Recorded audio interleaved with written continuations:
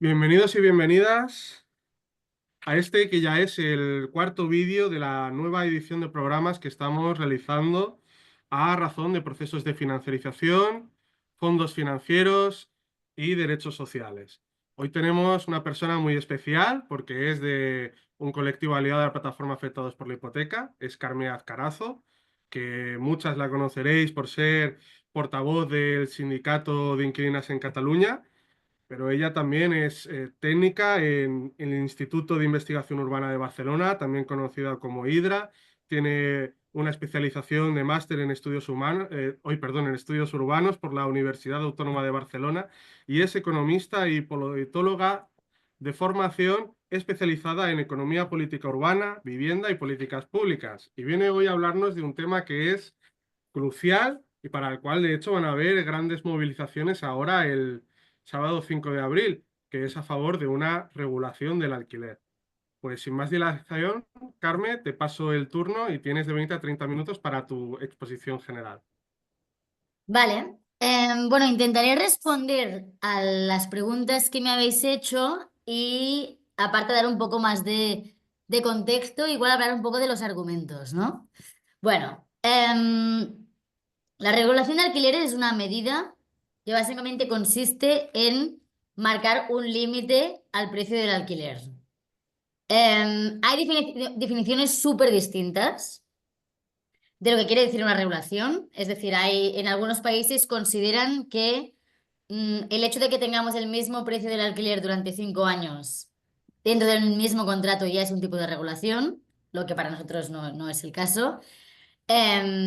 Y hay otro, otro extremo, que es el que defendemos un poco nosotros, que es que la regulación de alquileres es una medida que lo que debe hacer es topar precios y hacerlos bajar, ¿no?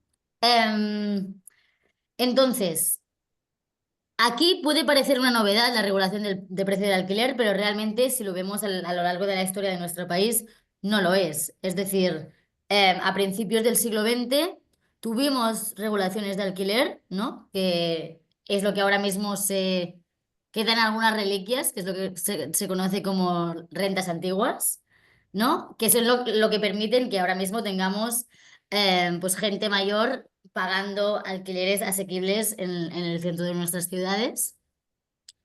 Pero ese sería un tipo bastante antiguo de regulación de alquiler, ¿no? Donde básicamente prácticamente no se podían hacer subidas y era una cosa bastante estática. Yo creo que las regulaciones de las que hemos estado hablando los últimos años son un tipo de regulaciones que combinan varios elementos.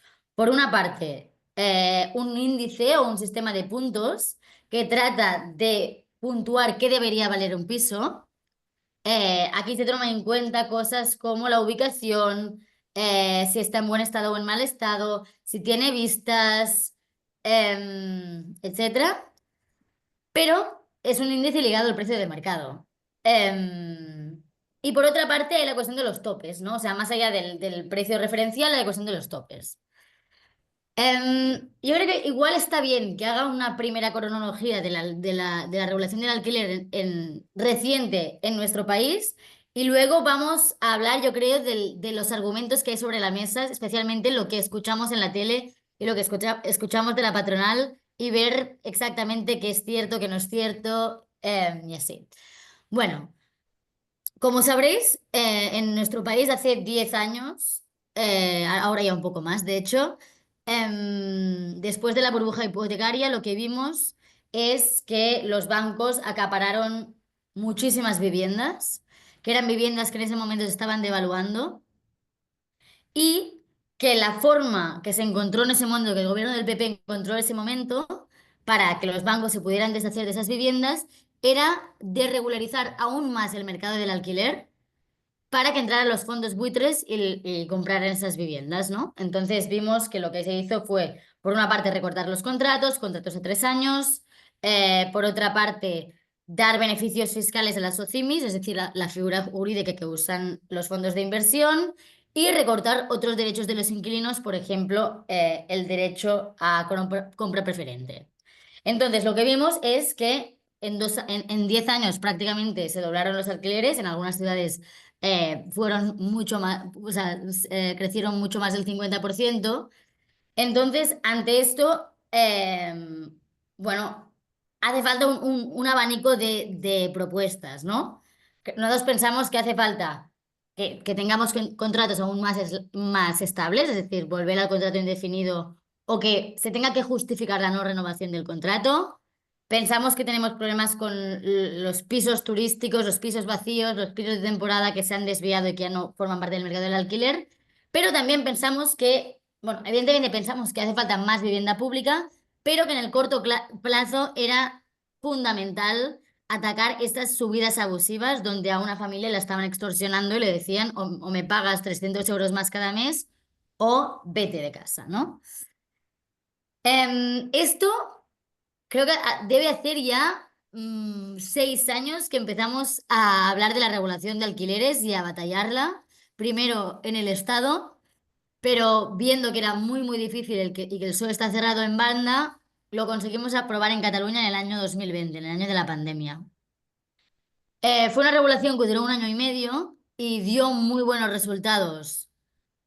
Y básicamente nos dio herramientas para demostrar que esto funciona, es decir, aquellos municipios que regularon el precio del alquiler, el precio bajó, y aquellos donde no regularon el precio subió, por lo tanto se demostró que era efectiva. Y por otra parte, se desmontó un mantra de la patronal que era que regular el alquiler iba a desmontar la oferta, ¿no? Bueno, esto llega a un momento donde el Tribunal Constitucional nos lo tumba y tenemos que volver a intentar em, regular a través del Estado, ¿no? Por cuestiones competenciales. Entonces, esto nosotros pensábamos que tendría que haber sido un decreto rápido, pero acabó entrando en la negociación de la ley vivienda, que como todos sabéis fue una cosa muy compleja y donde se jugaban muchísimos intereses.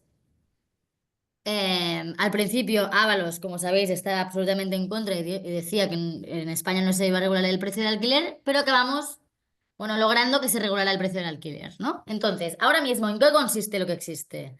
Em, lo que se dice es que cada comunidad autónoma puede reclamar usar esta herramienta que es la regulación y Sí, sí, sí. básicamente lo que te dice es que los alquileres no pueden subir respecto al contrato anterior, es decir, que si a mí se me acaba el contrato y me lo tienen que renovar, como máximo me lo van a tener que renovar al mismo precio, y que aunque yo me vaya y otra persona entre en el piso donde yo vivía, a esta persona tampoco le podrán subir el precio respecto a lo que yo pagaba. Esto es el elemento fundamental de la regulación de precios. ¿Vale? Que eso es una congelación. Entonces, el segundo elemento es las bajadas, ¿no? Nosotros lo que pensábamos es que cualquier piso que estuviera por encima del índice debería haber bajado al índice, pero aquí la patronal inmobiliaria, el PSOE bueno, todo este engranaje acabaron descafeinando la propuesta y ahora mismo solo los grandes tenedores, entendidos como aquellos que tienen 5 viviendas o más, que por lo tanto logramos bajar lo que significa un gran tenedor, están obligados a bajar al precio de índice. Este precio de índice es otra cuestión polémica, ¿no? Porque el precio de índice es un precio basado en precios de mercado, que no es realmente lo que nosotros querríamos. Nosotros pensamos que los precios del alquiler deberían tener una relación con los salarios de los barrios donde se encuentran los pisos. Y sin embargo, es una regulación en base a precios de mercado. Ahora bien, ¿qué es lo potente de la regulación? Yo creo. Y después hablaremos de las cosas mejorables. Lo potente, yo creo que es, por una parte, que evidentemente no hay incentivos para echar a los inquilinos porque cualquier otra persona pagará como máximo lo mismo que pagara yo. Entonces, básicamente, hay una cuestión de estabilidad que era muy necesaria. Dos, la cuestión de contener los precios, ¿no? Y hacer que paulatinamente los precios se vayan deshinchando. Em, Evidentemente es una medida contra la gentrificación. Y por otra parte, yo creo que también es interesante verlo desde la dinámica de inversión, ¿no? Cuando Blackstone, Cerberus o cualquier fondo entra en nuestro país, no es principalmente por la liquidez que van a obtener en el alquiler, es decir, no es por los alquileres que van a cobrar y el dinero que van a recibir cada mes, sino por la perspectiva de ganancia futura. Es decir, si Blackstone demuestra que compra este inmueble y logra, yo qué sé, multiplicar por 2 el precio cada 3 años, esta es la idea que le va a vender a otro fondo, ¿no? Es decir, los fondos de inversión no se basan tanto en lo que ganan de inmediato, sino en la proyección de ganancia futura. Entonces, claro, una regulación de alquiler desincentiva mucho la inversión, porque un fondo de inversión como Blackstone o como Cerberus no está interesado en un mercado donde los precios del alquiler no puedan subir y van a tener que bajar. Entonces, pensamos que más allá del efecto que podemos percibir como inquilinos de forma muy directa, también la idea es ahuyentar de nuestros mercados a los inversores más agresivos. El problema principal que tiene la regulación ahora mismo que tenemos en España es que básicamente le dieron una vía de escape a la patronal inmobiliaria que se llaman alquileres de temporada, ¿no? Ahora mismo tenemos una tipología de alquiler que en teoría está pensada para situaciones muy excepcionales, como que me estén haciendo obras en casa, que tenga que irme unos meses a trabajar a una ciudad, lo que sea, o que han ingresado a mi madre en el hospital. Que en teoría está pensado para esto, pero la patronal lo ha pervertido y básicamente está forzando a gente común, a gente que quiere vivir de forma estable en una ciudad, a firmar ese tipo de contratos. ¿Por qué? Porque es un contrato que queda fuera de la regulación, ¿no? Y básicamente se están generando dos mercados. Un mercado que es el mercado regulado, donde efectivamente los precios están bajando, pero otro mercado que está atrayendo a todos aquellos especuladores que quieren seguir subiendo precios. Entonces llevamos ya un año insistiendo en que esta cuestión se tiene que resolver. De hecho, el primer día que se aprobó, el día que se aprobó la ley de vivienda, ya lo dijimos. Pero bueno, claramente se le quiere seguir dando una vía de escape a aquellos fondos y a aquellos especuladores. Esto con temporada y habitaciones, que creo que se habla menos de habitaciones, pero también es una vía para esquivar la regulación que se está usando. Nosotros ahora mismo estamos trabajando para que esto se regule. Entonces, yo creo que está bien sesiones como la de hoy para, más allá de las cuestiones como del día a día legislativas de nuestro país, poder abstraernos un poco y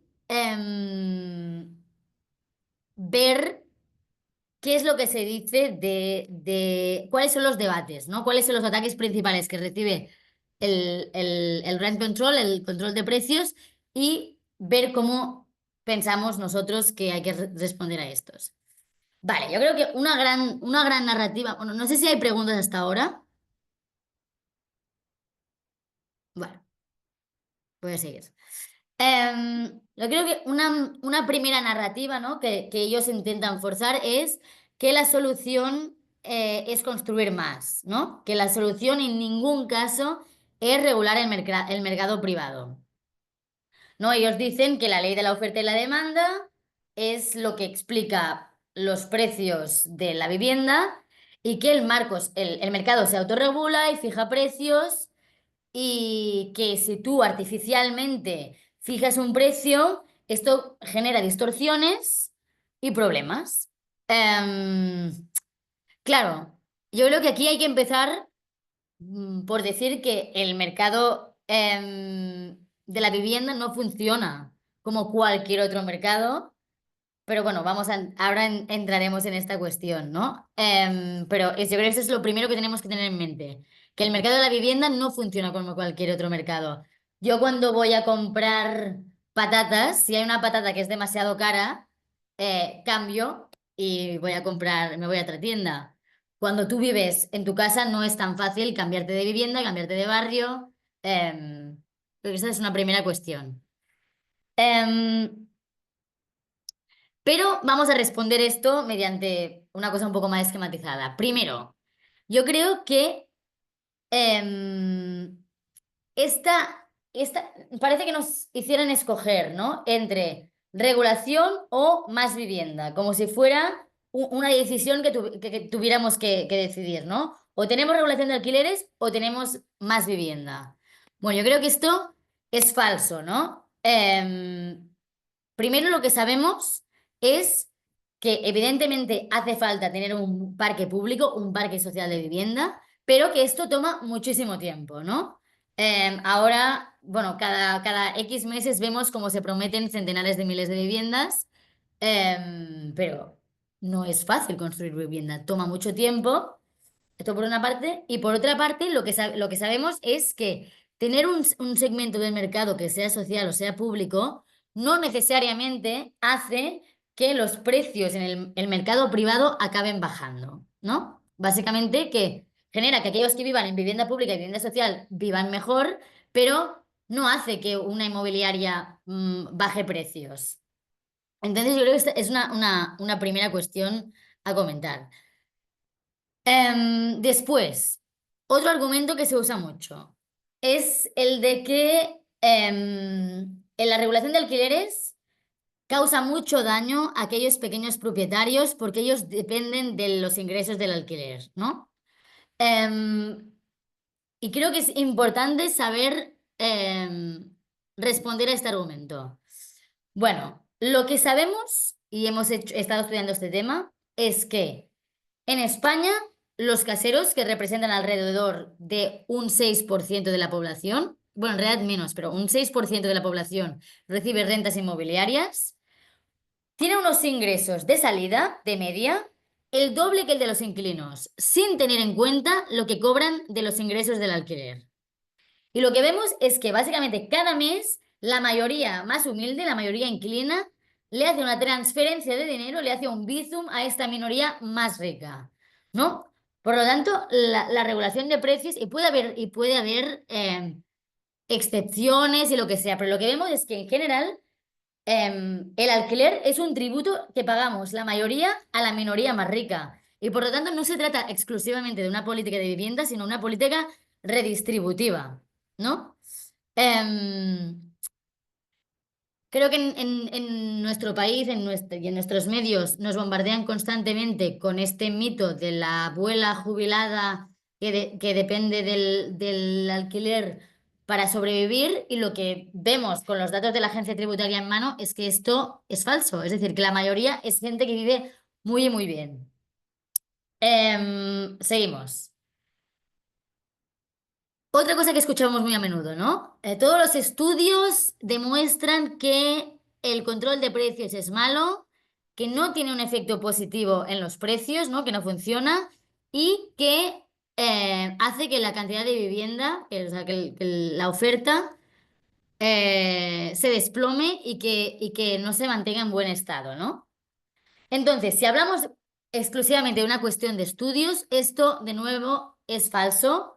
Y aquí podemos citar estudios de las universidades que son poco sospechosas de estar de nuestro lado, como, o sea, LSE en Londres y muchas otras. Em, entonces, ¿qué nos dice un poco el panorama académico? Lo que nos dice básicamente es que no hay un consenso en contra de la regulación de precios, ni a favor ni en contra, ¿no? Está muy polarizado este debate en la sociedad, pero también en el mundo académico. Em, lo que sí sabemos es que hay estudios recientes que sí miden muy bien los impactos positivos de la regulación, ¿no? Y esto no solo lo miden en España, sino en otros países. Y os voy a citar algunos ejemplos. En Estados Unidos, por ejemplo, en Massachusetts, se demuestra que el precio bajó en los 90, que en San Francisco se demuestra que ayudó sobre todo a aquellos inquilinos de menor renta, o sea, aquellos inquilinos más pobres, y que bajaron el número de desahucios. Em, en Nueva York, por ejemplo, demuestran que gracias a la regulación de alquileres, los alquileres bajaron, o sea, se ahorraron los inquilinos $410 por mes en Nueva York desde 2002 a 2017. Y que en Europa, por ejemplo, el precio se moderó en muchas ciudades en Alemania y en Francia. Em, ¿Esto por qué lo cuento? No porque piense que estos estudios son súper interesantes, sino básicamente para enseñar esto, ¿no? Que a veces nos pueden decir, no, todas las experiencias internacionales dicen que no funciona, los estudios dicen que no. No. Hay estudios que dicen que no funciona y hay muchos estudios que dicen que sí que funciona. Entonces, es bueno saber que no hay un consenso dentro de la academia.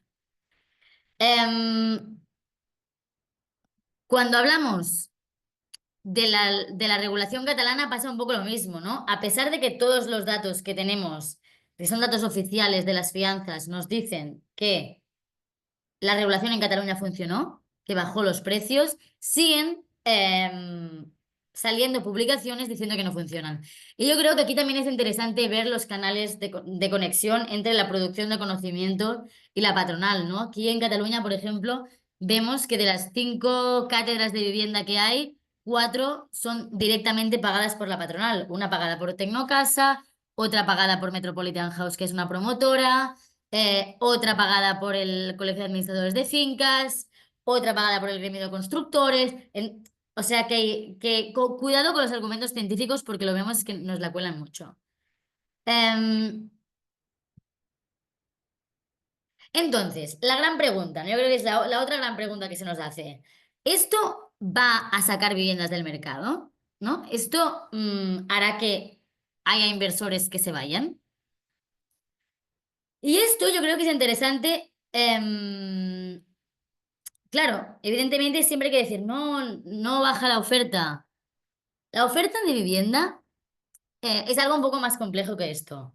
¿Puede ser que haya inversores que se vayan? Efectivamente, yo creo que la regulación de alquiler puede hacer que haya ciertos inversores que no les interese el mercado de la vivienda, ¿no? Porque ellos pensaban que sacarían una rentabilidad del 8, del 9, del 10% y con la regulación la sacarán más baja.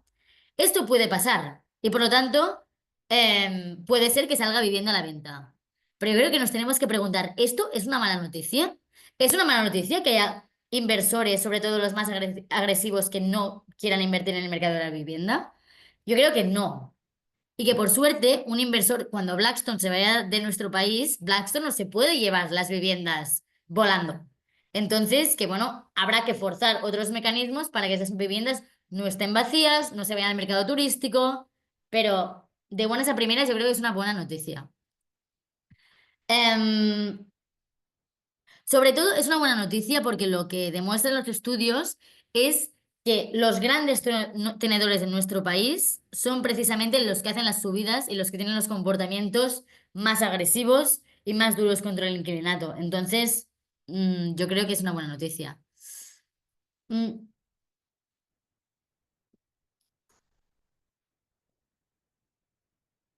un segundo, ¿eh? Otras cuestiones. También hemos estado viendo, ¿no? Que igual no todas las regulaciones del alquiler funcionan, ¿no? Yo creo que tampoco nosotros defendemos 100% la regulación de alquileres, pero creo que no es cualquier regulación de alquileres, sino que hay que pensar un poco bajo qué preceptos funciona la regulación de alquiler, ¿no? La primera cuestión. Pensamos que una regulación tiene que aplicar el mercado entero para que funcione, ¿vale? No es suficiente que se aplique solo una parte, porque esto sí que genera distorsiones. Eso lo estamos viendo ahora mismo, ¿no? Que se regule el mercado habitual, los alquileres normales, pero no se regule el mercado de temporada, está provocando una fuga al mercado de temporada, porque básicamente tú estás generando incentivos para que haya más alquileres de corta duración, porque estos no tienen límite. Por lo tanto, es súper importante que se aplique a todo el mercado.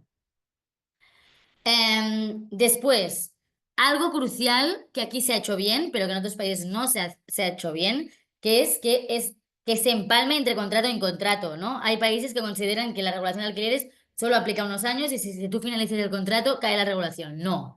Tiene que siempre empalmar contratos y, bueno, esta cuestión. Tercera cuestión y súper importante, la cuestión de la inspección y la sanción.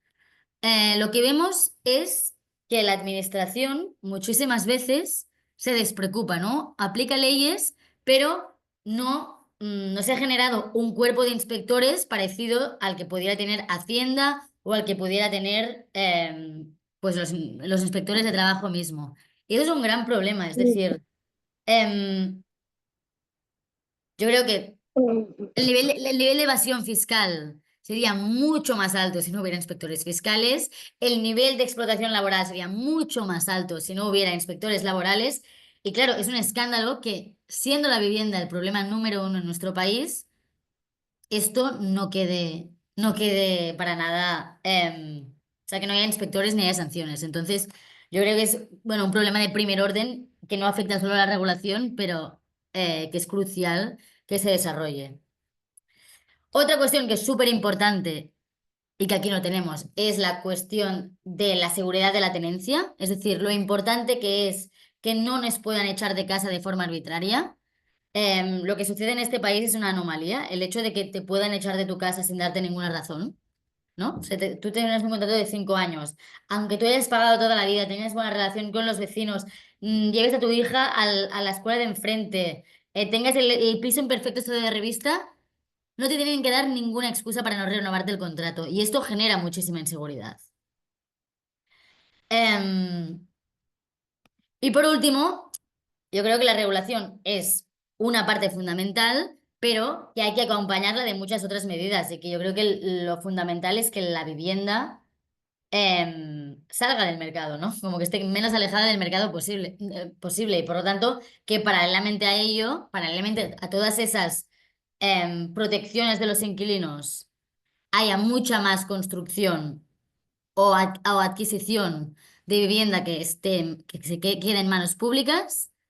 Y yo creo que un último tema que es interesante es la cuestión del acaparamiento, ¿no? Lo que estamos viendo es que en nuestro país cada vez hay más viviendas concentradas en menos manos. De hecho, esta misma semana leía nuevas encuestas que lo que dicen es que solo un 40% de las viviendas se compran con hipoteca, por lo tanto que un 60% se compran a tocateja. Yo me pregunto quién puede comprar a tocateja ahora mismo. O sea, inversores o gente muy rica.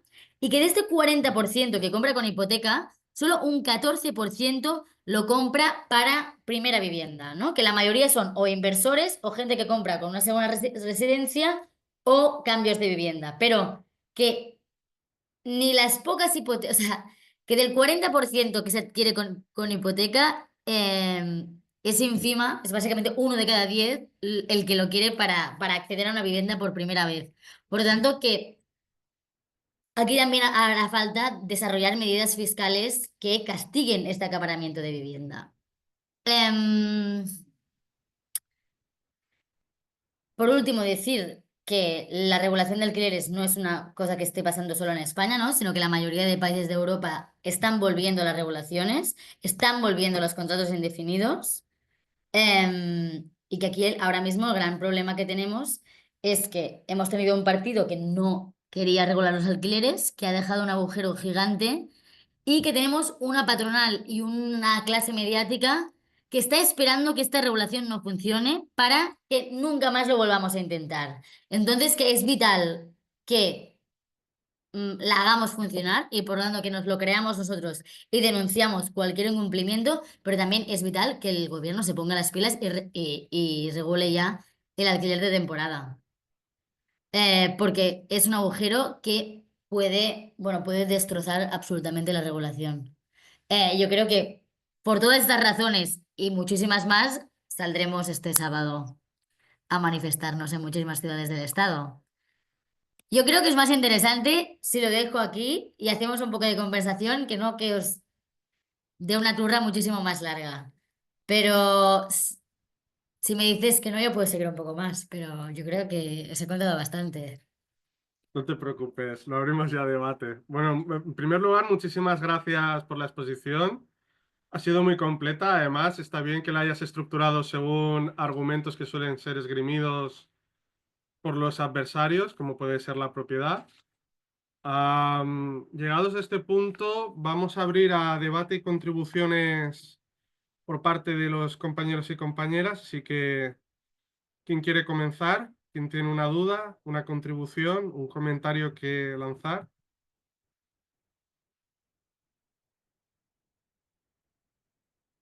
Adelante, Santi. Voy a romper un poco el que se dice el fuego o lo que sea. No, a ver, yo dos comentarios y una pregunta. El, sí, o sea, hablabas antes del precio del alquiler y la vivienda, eso es lo que nos pasa. O sea, en economía hay un término que se llama la elasticidad de un bien, ¿no? O sea, cuando un bien es fácilmente sustituible, entonces sí que entra pues esa famosa oferta y demanda, ¿no? Que es lo que nos dicen todo el rato. Cuanto más oferta haya, más bajará el precio. Tienen la indecencia de decirlo cuando en el 2008, en el 2011 aumentó la oferta de forma absoluta y el precio no cayó, al contrario, continuó subiendo, ¿no? Y lo que a mí me sorprende mucho es cómo economistas de reconocido prestigio, señor Bernardos y otros, tienen la indecencia de continuar lanzando esa falsedad que saben perfectamente que no lo es. Y no lo es porque en un bien de primera necesidad, aquello que tú necesitas para vivir, vas a pagar todo lo que puedas, incluso te vas a endeudar. Por lo tanto, el coste va a ser tu capacidad de endeudarte. Y lo vemos, ¿no? Si hubiera una sola botella de agua, pues ahora tú te vas al súper y te costará 30 céntimos, pero si solo tuvieras una botella de agua, pues nos estaríamos pegando de leches entre nosotros y la peña pagaría 1.000, 2.000, 3.000, 5.000, 10.000, lo que pudiera por esa botella de agua.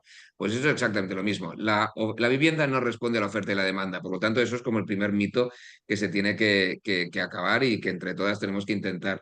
Entonces, yo quería, respecto a las desgravaciones fiscales, que no sé si Karma ha hablado, porque ha habido un momento en que, o sea, lo que también es muy fuerte es que a día de hoy hay unas desgravaciones fiscales entre el 60 y el 90% del rendimiento. O sea, que en el IRPF, usted si ha ganado algo con ese alquiler, encima nosotros se lo permitimos que se lo desgraven. Y entonces lo que quería saber es un poco si desde el sindicato eso cómo lo ven y si hay alguna línea ahí en esas desgravaciones fiscales que tampoco están mucho en el imaginario de la gente, ¿no? Yo cuando se lo digo, no, si es que encima, coño, os desgraváis los beneficios. Es que ¿qué negocio se desgrava el beneficio y deja de pagar impuestos por ese beneficio? O sea, que ya más incentivos para que pongáis o que ponga la gente sus pisos, coño, otra falacia, ¿no? De que necesitan más incentivos, más ayudas. Tampoco va por ahí porque más ya no se les puede dar. Y entonces, o sea, le preguntaría a Karma sobre este tema y también un poco, realmente, lo del alquiler de temporada ya se sabe que está siendo un agujero. Entonces, ¿dónde está el gobierno con eso? Porque también se oye que se puede hacer en Barcelona, que se puede hacer en la Gene, porque eso es así. O sea, no va a funcionar, entonces lo van a conseguir. Entonces no sé si hay alguna campaña, algún proyecto concreto para que entre todas consigamos, porque no, otra vez, no se sostiene hacer un discurso de vivienda cuando positivamente sabes que tan fácil como regular el alquiler temporada para mejorarla, entonces y no lo haces. Entonces, estas dos líneas, a ver cuál era la situación del sindicato. Y muchas gracias, Karma. Súper. Sí, o sea, la cuestión de las desgravaciones fiscales es un auténtico escándalo. Yo creo que una situación que vimos al principio de este año lo ilustra bastante. Supongo que os acordaréis cuando en enero, creo que a principios de enero, que salió Pedro Sánchez con un acto así gigantesco diciendo que le daban pistoletazo de salida al quinto pilar del bienestar, porque no podíamos ir hacia un país de inquilinos pobres y rentistas ricos. Que, bueno, decías, bueno, parece que el discurso está empezando a cambiar. Claro, todo sonaba muy bien, ¿no? Era prácticamente nuestro discurso, como que están acaparando viviendas, están acumulando viviendas, hay unos cada día más pobres, otros cada día más ricos, que la vivienda es el principal factor de la desigualdad de nuestro país. Y de repente, la primera medida que se anuncia es que no solo se van a incrementar las bonificaciones fiscales al alquiler, sino que van a llegar al 100%. O sea que no se va a pagar ni un euro de impuestos. Esto es un auténtico desastre. Es decir, hay la cuestión de la justicia, ¿no? De decir una cosa, la gente que nos levantamos cada mañana y trabajamos, pagamos impuestos sobre el 100% de nuestro trabajo, no solo por el 2% de las horas que trabajamos. Pero es que después hay parece que al ser bonificaciones fiscales, es como que no cuente, ¿no? Como que no hay presupuesto público. Esto es mentira, es decir, dar una bonificación fiscal de este calibre quiere decir dedicar o sea, miles de millones de dinero público y entregárselo directamente a los caseros. O sea, es este gesto. Creo de hecho que, bueno, hay mucha gente que lo está intentando contabilizar, pero a nivel de bonificaciones fiscales podría llegar a presupuestos de sanidad de algunas comunidades autónomas, el volumen de qué significa esto. Es decir, no es simplemente perdonar algo, sino que es dedicar mucho dinero público que debería estar invertido en otras cuestiones. Entonces, bueno, yo creo que hay algunos que están obsesionados en que la vía es abrazarles y darles palmadas en la espalda y pedirles por favor que solucionen la situación, ¿no? Como la ministra, que le pedía por favor a los propietarios que se portaran bien. Y yo creo que a esas alturas ya no hay que pedir más, por favor, sino que hay que ir con una vara mucho más dura. Es decir, que si a alguien no le interesa alquilar, dicen por la regulación del alquiler y quiere dejarlo vacío, pues que las multas y la fiscalidad sean mucho más agresivas. De hecho, creo que en general los movimientos sociales tendemos a hablar muy poco de fiscalidad y que realmente es un instrumento súper, súper importante, ¿no? En Holanda, por ejemplo, que creo que hemos estado hablando mucho de este tema, de que se han prohibido las compras especulativas y que si no vas a vivir ahí en los próximos 3 o 4 años no puedes comprar. Esto no se ha hecho a través de una prohibición, se ha hecho a través de una fiscalidad hiperagresiva, en plan, que me vas a doblar el precio del inmueble si no, si no vives ahí, ¿no? Pero creo que hay que empezar a jugar con las cuestiones fiscales y ahí hay que empezar a jugar a nivel estatal, porque desde Cataluña hemos logrado algunas cosas. Por ejemplo, ahora los grandes tenedores que quieran vivienda tendrán que pagar el doble del ITP, que es el impuesto de transmisiones patrimoniales, y pasará de un 10 a un 20, pero por normativa estatal no puedes ir a más de un 20, ¿vale? Creo que aquí tenemos ejemplos de nuestros países de alrededor que son interesantes. Por ejemplo, en Francia, la primera vivienda prácticamente no pagas impuestos. La segunda ya te empiezan a apretar. Pues que a partir de la segunda, eh, bueno, tienes una fiscalidad que realmente lo que hace es intentar frenar el acaparamiento. Y aquí creo que, bueno, tenemos todo lo contrario. O sea, te sale más a cuenta convertirte en rentista que trabajar, esto para empezar, y pues después podríamos seguir contando. Em, la cuestión de temporada, o sea, es que es desesperante. Y es desesperante porque salió Collboni hace unos meses diciendo que Barcelona iba a ser la primera ciudad del estado en regular el alquiler. Aquí no ha pasado nada.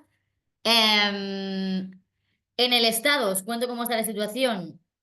Nosotros presentamos en junio del año pasado una proposición de ley, sí, una PL, que al principio Junts nos la tumbó, tuvimos que hacer una campaña Junts y al final Junts la acabó dejando tramitar, pero ahora básicamente la han tenido en un cajón hasta hace muy poco que nos volvimos a activar y ahora se ha cerrado el periodo de enmiendas a la totalidad y ahora empieza una regulación, empieza una negociación. Bueno, para contároslo rápidamente, el PSOE lo que dice es que hay que perseguir el fraude, pero no hay que regular el alquiler de temporada. O sea, nosotros ¿cuál es nuestra propuesta? Nuestra propuesta es, si tú quieres hacer alquiler de temporada, adelante, hazlo, pero que el precio de temporada sea exactamente el mismo que el de un alquiler habitual, porque así se eliminan los incentivos, ¿no? Y un casero va a preferir al mismo precio tener un alquiler mucho más largo y despreocuparse. Claro, ahora mismo, por mucho que empiecen a perseguir el fraude, que aparte que creo que no lo van a hacer, porque si no, no lo hacen con nada, aún menos con esto, aparte de esto, es como, tú vas a perseguir el fraude mientras tu política incentiva que la gente se vaya a otro mercado. Es decir, es que le van a salir a cuenta pagar las multas a este ritmo. O sea, el diferencial es tan grande que la única forma de solucionar esto es eliminando incentivos. Y evidentemente, igualmente, aunque elimines incentivos, puedes perseguir el fraude de aquellos que hagan alquiler de temporada cuando tocaría uno habitual. Pero, bueno, el PSOE se niega. Bueno, y los argumentos que usan son bastante divertidos. Que claro, que entonces cuando la gente tenga que mudarse a una ciudad porque tiene un familiar enfermo de cáncer, no van a poder alquilar una vivienda. Que es como, bueno, si yo tengo un familiar que está enfermo, yo lo último que puedo ahora es gastarme 5.000 euros al mes en pagar un alquiler de temporada. Es decir, bueno, es un poco un delirio. Entonces, justo esto lo hablábamos hoy, que pensamos que ahora mismo hay la ventana un poco abierta en el sentido de que nuestra ley se está tramitando, pero que hay que darle duro esos días de manifestación y centrar el mensaje ahí, porque, bueno, no sé cómo estáis vosotros con el Partido Socialista, pero nosotros no tenemos interlocución alguna. Igual esta parte se puede cortar después. Pero, o sea, desde que llegó esta nueva ministra, no hay comunicación. Estamos absolutamente cerrados de ahí. O sea, no, nada. No hay interlocución. Entonces, bueno, es que esto realmente se va a tener que cortar todo, pero lo cortamos. Con Esquerra han cambiado la persona, que era una persona que daba bastante caña, y Sumar se ha ido a gala. Entonces, bueno, no sé cómo lo veis vosotros. De hecho, me interesará que me contestéis. Y todos, tengo la sensación que todos se escudan en Junts. No, sí, claro, Junts no quiere hacer nada. Mira, yo creo que aquí todos sabemos que a Junts, si se la acorrala al final de una negociación, se le puede hacer ceder. Pero es que aquí el PSOE está poniendo a Junts y al PNV por delante para no mojarse ellos. Entonces, esa es como veo un poco yo la situación.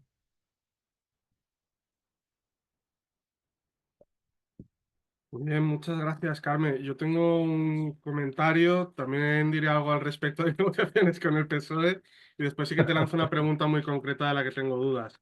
Me está gustando mucho por dónde está yendo la exposición porque en efecto uno de los temas que no hemos tenido ningún programa en específico sobre fiscalidad, pero la fiscalidad es un tema que está siendo recurrente en casi todos los programas que estamos haciendo desde que comenzamos, ¿no? Un repaso rápido para que también se vea la progresión.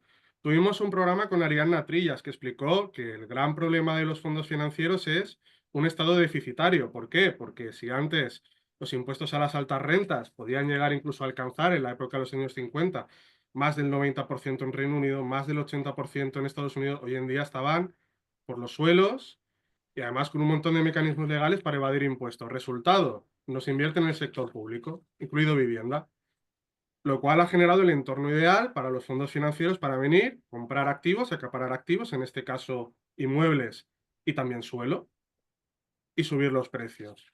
Luego también Alejandro Inurrieta, ¿no? Tuvimos un programa recientemente con él que explicaba que para él uno de los grandes problemas fiscales es que el impuesto al suelo ocioso, es decir, al suelo que no tiene actividad, es del 0%.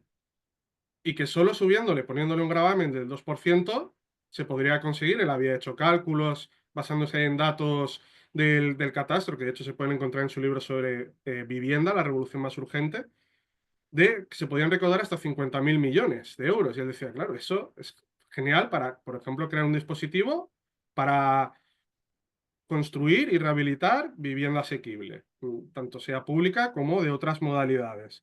También tuvimos un programa, ¿no? con Gabarre o con otros sobre fondos financieros, SOCIMIS, 0% del impuesto a sociedades, 19% sobre beneficios distribuidos y 15% sobre no distribuidos. Exención del 95% en el impuesto de transmisión patrimonial de actos jurídicos documentados que se pagan en las compraventas inmobiliarias.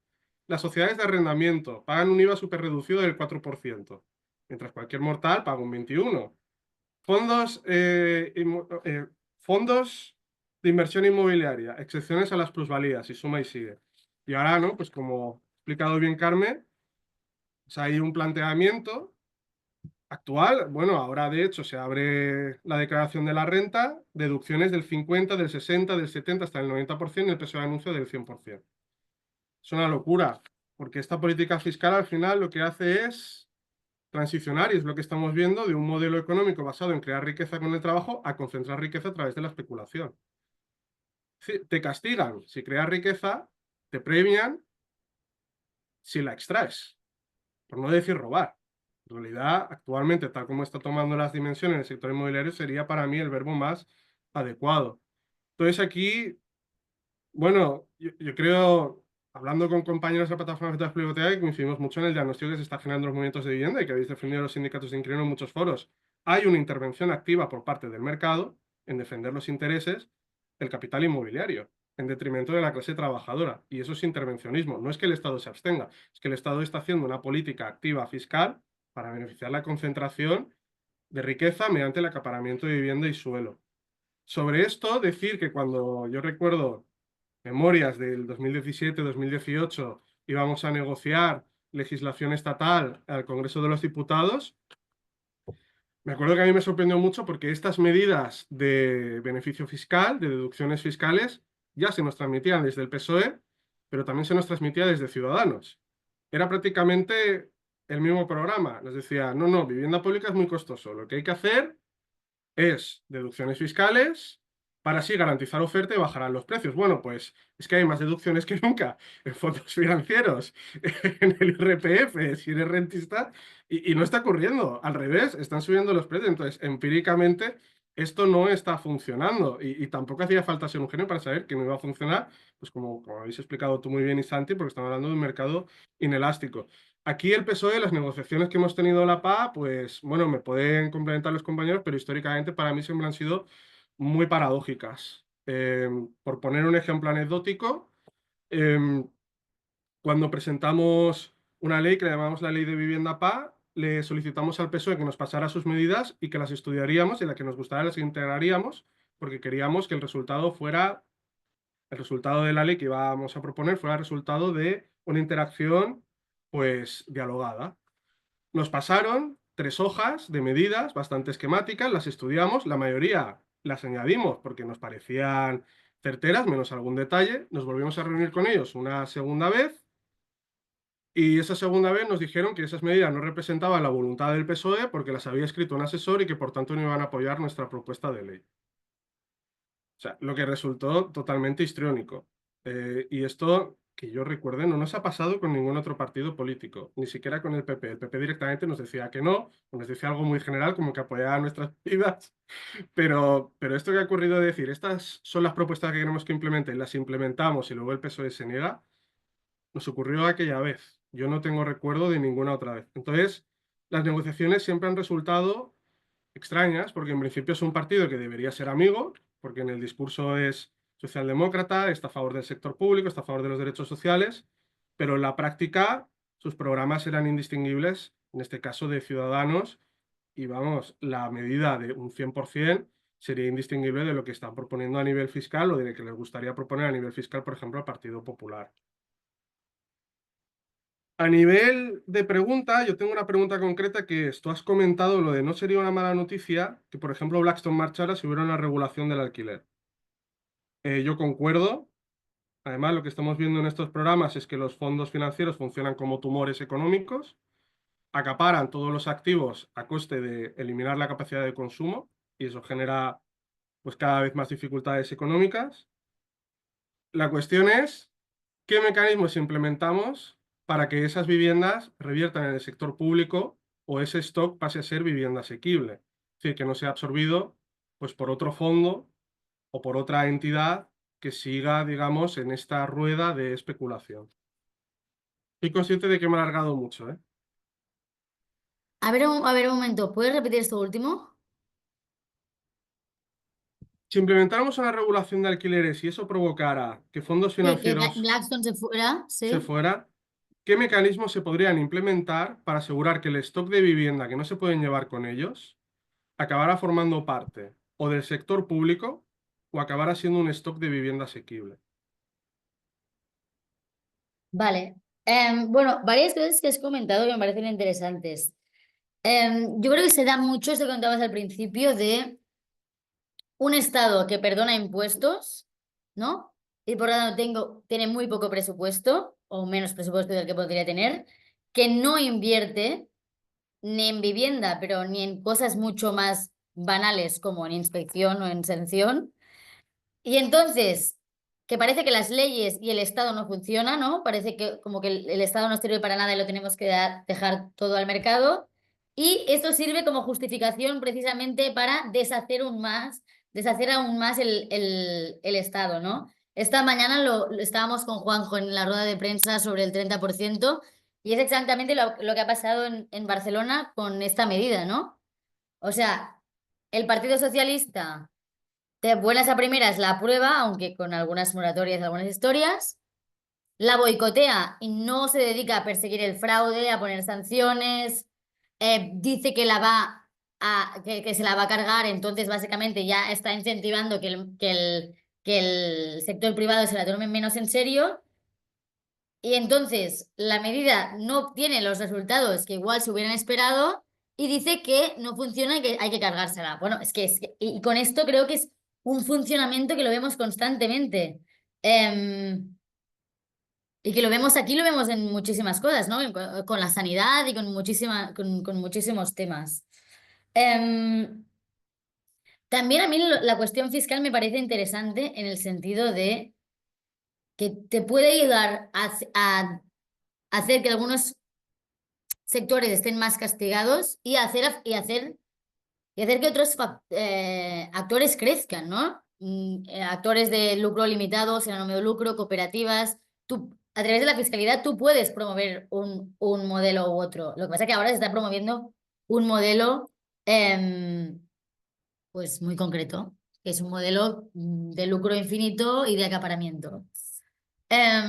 Entonces, vale, nos ponemos en la hipótesis de que la regulación regula la calidad de temporada, le meten caña a la regulación, sancionan y muchos fondos empiezan a vender. Esto no, por ejemplo, esto no es descartable, o sea, los fondos ya están empezando a irse. Em, ¿Qué debería pasar? Bueno, yo por una parte creo que el presupuesto de vivienda tiene que subir bastante para que por una parte, los ayuntamientos, las comunidades autónomas puedan adquirir vivienda. Creo que se nos está vendiendo muchísimo la cuestión del parque asequible, que nadie sabe bien qué quiere decir el parque asequible. Y la cooperación público-privada. Y yo creo que lo que es fundamental que el Estado y que las comunidades autónomas, que los ayuntamientos tengan vivienda íntegramente pública. Y esto se consigue con presupuesto. Es decir, lo que no puede estar pasando es que las familias dediquemos un 50 o un 60% del presupuesto familiar a vivienda y que el Estado se gaste menos de un 1. Entonces, yo creo que esto pasa por aquí, seguro. Que aquí yo creo que tiene una reflexión interesante. Sam Stein, él propone como 4 pasos. Dice, primero, fortalecer muchísimo los derechos de los inquilinos, o sea, regulación de alquileres, contratos indefinidos, eh, obligaciones de mantenimiento, tener esto por una parte. Segundo paso, mucha más, mucha más sanción, ¿no? Perseguir este fraude, es decir, cualquier piso que no esté en buen estado, multa, cualquier incumplimiento de la regulación, multa. Y entonces, evidentemente, por una parte se devalúan los inmuebles y por otra parte, tú estás como collando un poco este tipo de rentismo. Tercer paso, tener una administración pública que esté dispuesta a que cuando se quieran vender estas viviendas, entre y compre. Y por último, evidentemente, nada de esto puede suceder si no hay un presupuesto ambicioso para que esto pase. Entonces, yo creo que esto es lo que dice Sam Stein, pero que tiene mucho sentido. Y evidentemente, pues la única forma de que sea asequible, si no es público, es teniendo regulaciones pues muy claras y cada vez más ambiciosas. Creo que no hay muchos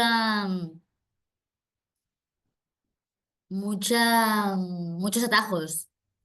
Pero lo que sí que está claro es que nada de esto va a poder pasar si no hay una movilización y una organización en cada bloque y dispuesta a salir a la calle muy a menudo, porque lo que vemos es que el enemigo de enfrente sigue siendo muy poderoso, a pesar de que yo creo que nosotros en el último año hemos como movimiento hecho un salto de escala importante.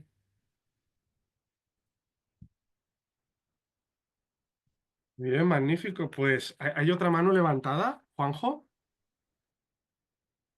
No, voy a aportar más bien poco porque ya lo habéis dicho entre tú y Karma.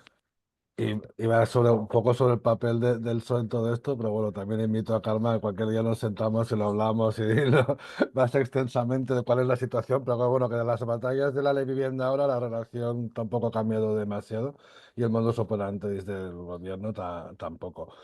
Pero, por ejemplo, a mí, si yo siempre me hago la pregunta cuando hablan de vivienda asequible, que como se ha dicho, no es un término que lo esté definido, que es un buen titular para decir, venga, vamos a hacer vivienda asequible, pero la pregunta también sería, ¿asequible para quién?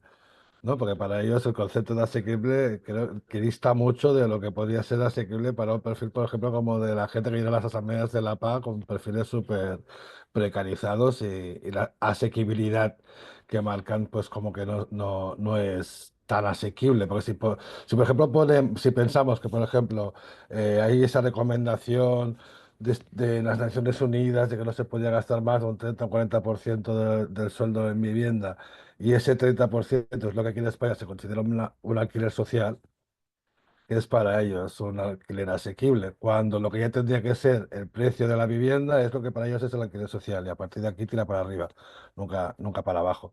Y cuando nos sentamos con ellos para intentar implementar fuera de Cataluña los importes que tenemos marcados con la 24/2015 del 10, del 12 o el 18, es como, ah, no, va de reto Satanás. Eso es un tema que es como una de las grandes campañas de la PA a la hora de sentarnos con ellos, es que no quieren ni oír ni hablar de rebajar eso. Y luego te miras las condiciones de acceso, por ejemplo, de las condiciones de acceso a una vivienda de protección oficial y también son unas condiciones hiperabusivas que la mayor parte, que realmente mucha gente diría, y que eso es para ellos la vivienda asequible, no es asequible ni el acceder a ellas, ¿no? Entonces es como, que igual aquí también es como la vía para que antes de definir, pues busquemos desde los movimientos sociales cómo le ponemos nombre a eso, cómo lo queremos definir nosotras y que sea una vía de apretar también como una manera de bajar los precios de la vivienda.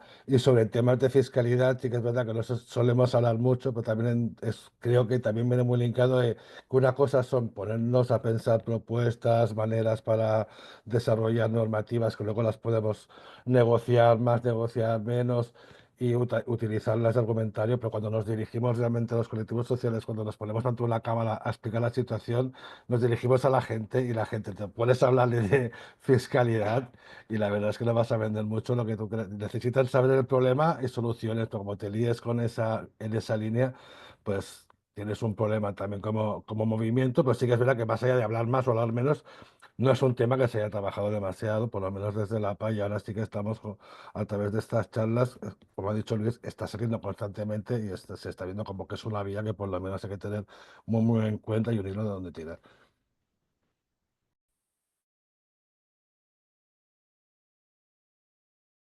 Sí, yo creo que la cuestión de la asequibilidad y, o sea, hay una confusión tan grande. O sea, cuando hablamos del 30% que, por ejemplo, dicen que es para vivienda social, o sea, entre social, público, protegido, asequible, o sea, o sea, yo entiendo que con criterios objetivos lo que tenemos es vivienda protegida, ¿no? Que está estipulada al metro cuadrado cuánto tiene que valer, que esto es asequible o no. En ciudades como Barcelona, donde está a 10 euros el metro cuadrado, no es muy asequible, o sea, y cada vez lo es menos. Y lo que comentabas, ¿no? Muchísimas viviendas de protección oficial tienen sobrecostes que les cobran impuestos, les cobran las basuras, muchísimas cláusulas abusivas. El estado de las viviendas es prácticamente ruinoso, es decir, que hay grandes problemas con el parque de vivienda protegida. Y ahora que va a subir, creo que hay que estar muy preparados para seguir organizándonos en esa batalla. Después, la cuestión del alquiler social, que también se entiende de muchas maneras distintas. Entonces, en cualquier caso, asequible no quiere decir nada. Entiendo que asequible es el término que se quiere buscar a la vivienda de mercado, que sea un poco más barata de lo que lo estamos acostumbrados, pero sí. Y bueno, estoy de acuerdo con lo que decías de la fiscalidad, ¿no? Que cuesta hablar de ello. Porque no tiene tampoco beneficios muy directos, es decir, cuando hay una regulación de alquileres, tú sabes que no te van a poder subir el alquiler. Cuando es el alquiler social obligatorio, tú sabes que tienes derecho a recibir un alquiler basado en tus ingresos y te intentan desahuciar. Pero como el 30% son cosas que te pillan más lejos y es difícil hablarlas, pero hay que encontrar la manera. O sea, yo creo que hay mucha gente que se siente, que se sabe cosas de fiscalidad, se sentiría muy estafada. O sea, ¿cómo puede ser que yo pague más impuestos que el fondo de inversión a quien le pago de mi alquiler cada mes? Entonces, sí, yo creo es una cosa muy incipiente em, y que habrá que seguir como dándole vueltas.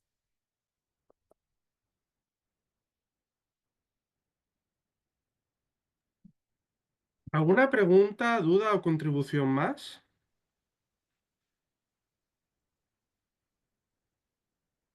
Bueno, pues a mí solo me gustaría recordar que hace ya muchos años Raquel Rodríguez, profesora de urbanismo que también ha sido aliada de la PA, nos dijo hace mucho tiempo, tenéis que tocar la fiscalidad en vuestras propuestas.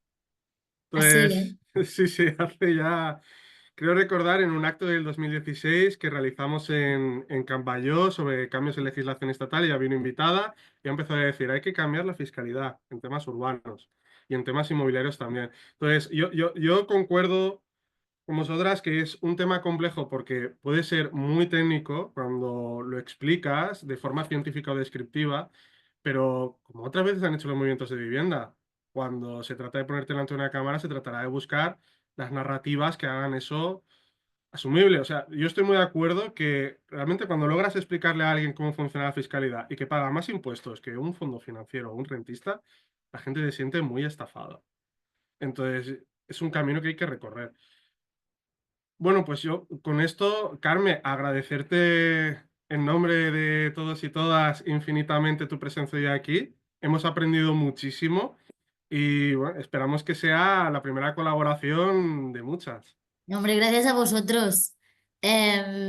Después habrá que cortar algunas cosillas. Y oye, nos vemos el sábado en las diferentes ciudades. Muchas gracias por invitarnos. Nos vemos el 5 de abril. Nos Vale.